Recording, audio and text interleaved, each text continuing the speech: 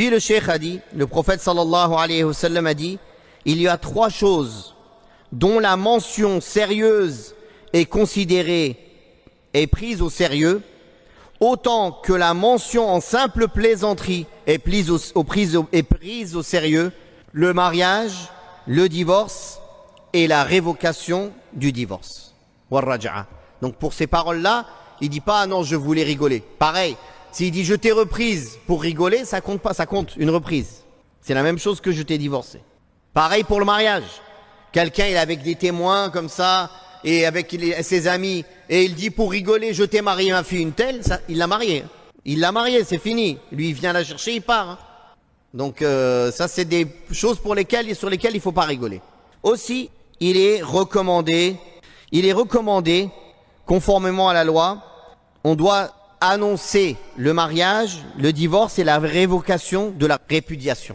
Le fait de prendre des témoins et d'annoncer, c'est une bonne chose. C'est nécessaire.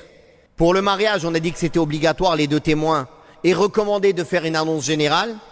Et pour le divorce et la reprise, c'est au minimum recommandé qu'il y ait des témoins, de faire témoigner. C'est-à-dire quand la personne a divorcé sa femme, il dit à ses parents à lui, à ses parents à elle, aux proches, j'ai divorcé mon épouse en telle date.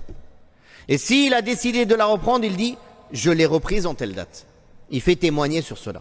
Et on finit avec la parole d'Ibn Abbas, où il rapporte que le prophète sallallahu alayhi wa sallam a dit, Allah a exempté à ma communauté du péché, commis par erreur, aussi par oubli, et de celui des actes accomplis sous la contrainte. Ça, c'est ce qu'on a parlé au début de ce chapitre, c'est-à-dire que quand il divorce ou il la reprend par erreur, il ne veut pas dire cette parole, ou par oubli.